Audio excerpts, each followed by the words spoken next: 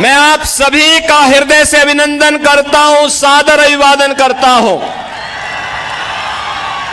बहनों और भाइयों, मैं उत्तर प्रदेश मर्यादा पुरुषोत्तम प्रभु श्री राम की पावन धरा से आपके बीच में कुछ अनुरोध करने के लिए आया हूं। सबसे पहले तो मैं आपका अभिनंदन और आपका स्वागत करता हूं और आपका आभार भी व्यक्त करता हूं कि श्री राम जन्मभूमि आंदोलन के दौरान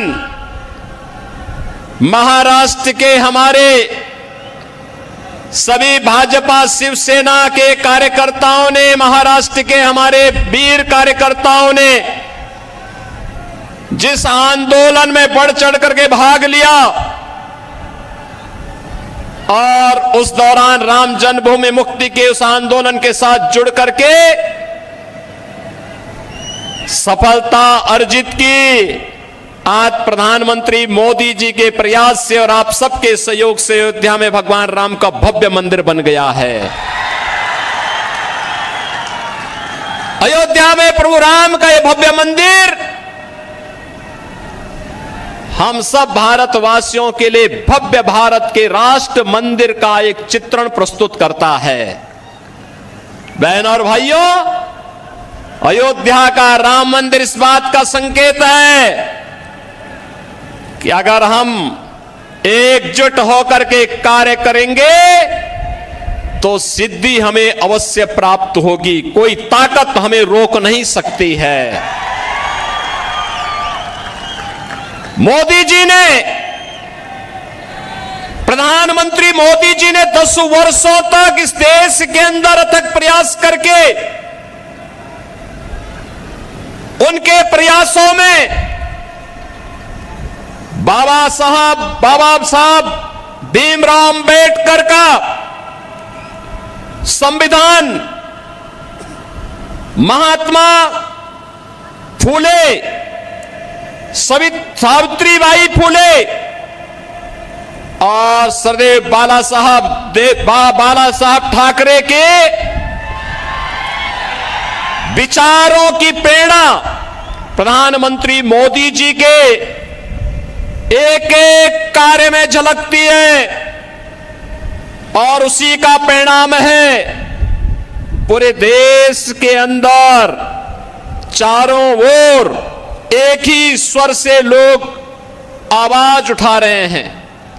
बहनों और भाइयों, 2 चरणों के चुनाव संपन्न हो चुके हैं।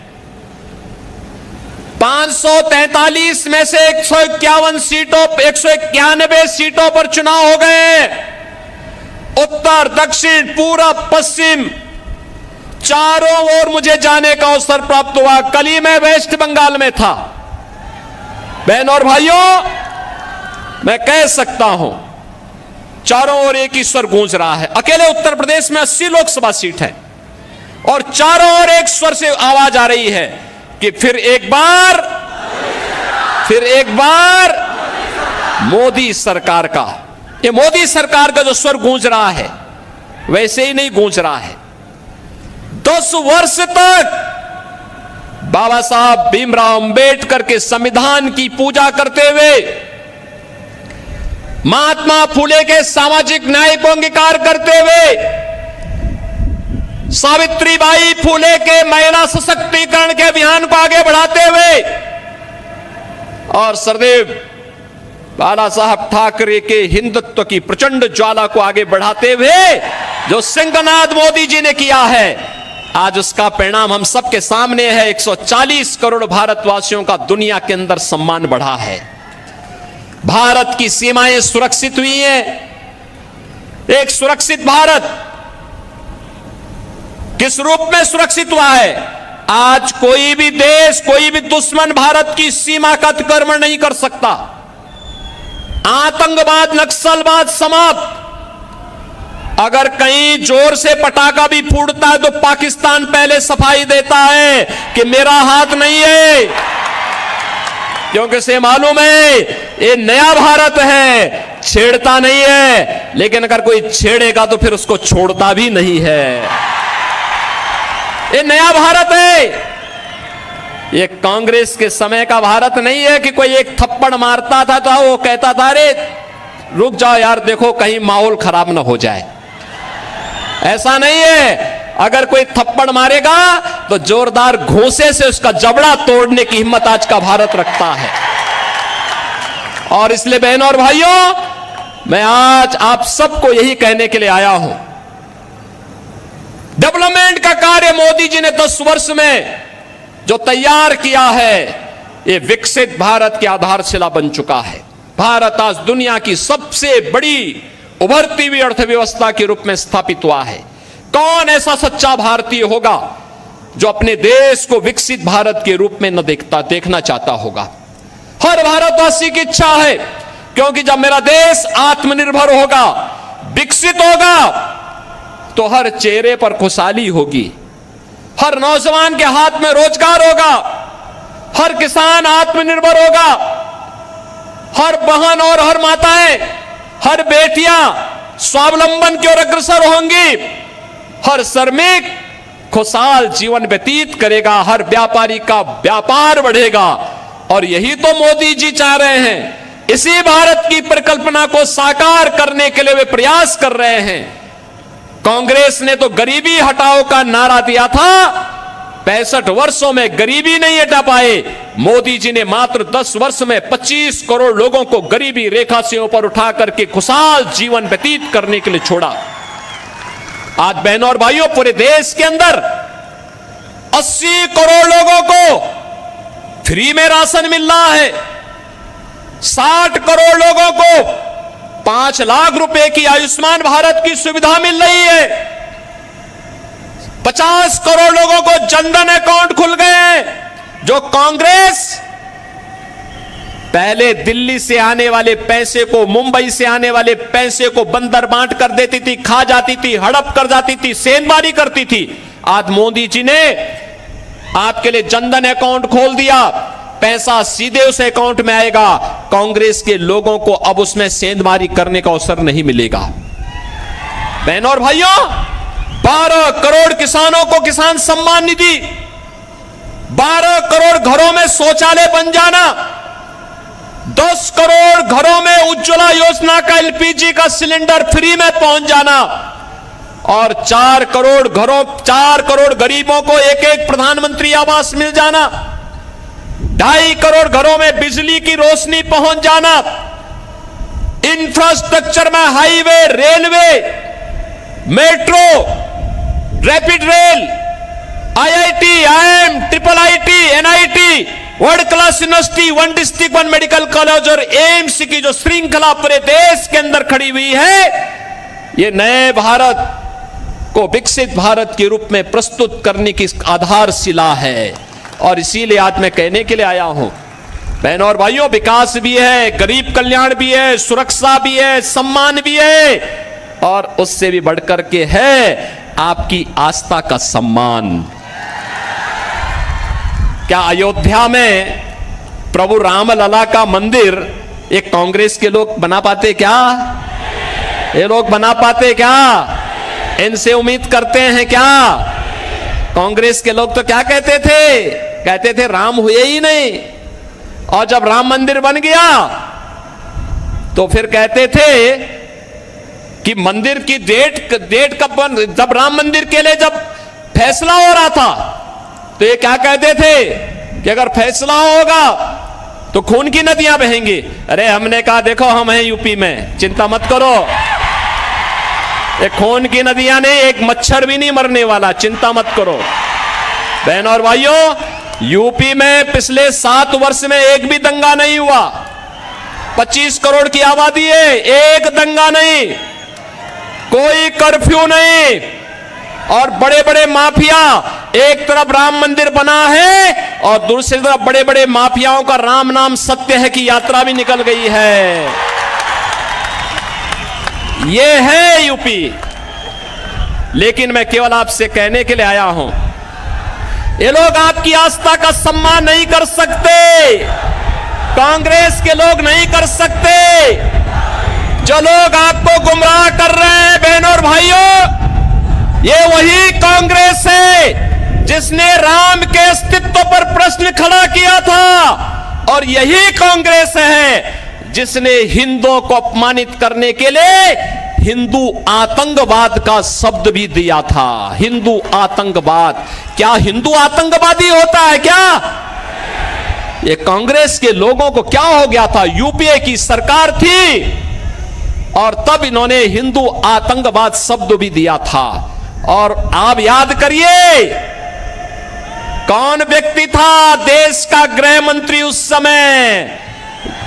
याद करिए, उसी के लोग, उसी के परिवार के लोग आज चुनाव लड़ने के लिए यहां पर अपने खूनी पंजे के साथ आपके बीच में आए होंगे, और उसी से सावधान करने के लिए मैं आपके बीच आया हूं, आपसे कहने के लिए।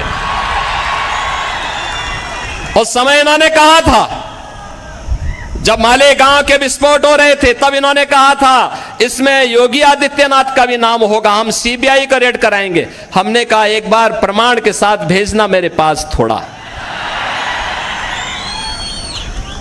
अपने कृत्यों पर इनको कभी पश्चाताप नहीं होगा।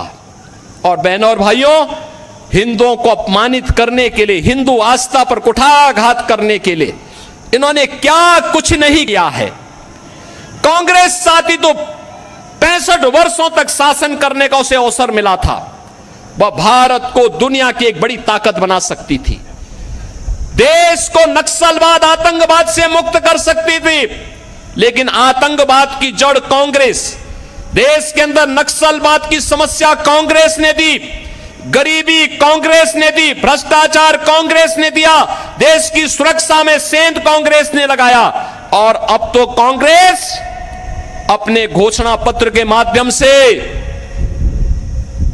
ओबीसी, अति पिछड़ी जाति यानी पिछड़ी जाति के आरक्षण पर और अनुसूचित जाति जनजाति के आरक्षण पर भी सेंधमारी करने का प्रयास कर रही है।